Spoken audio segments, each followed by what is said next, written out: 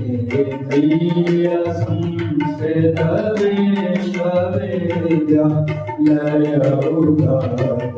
गुणाकर कार्यक्रमे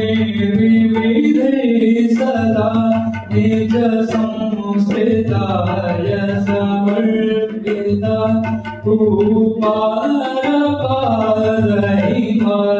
उपारपादहिमालयास्य सर्वदेक्षु च चर्चितनानापरिसरो भारते भारते कषस्रयशस्रतेन्द्रिय संस्कृत विश्ववेद्या लय उदात गुणाकर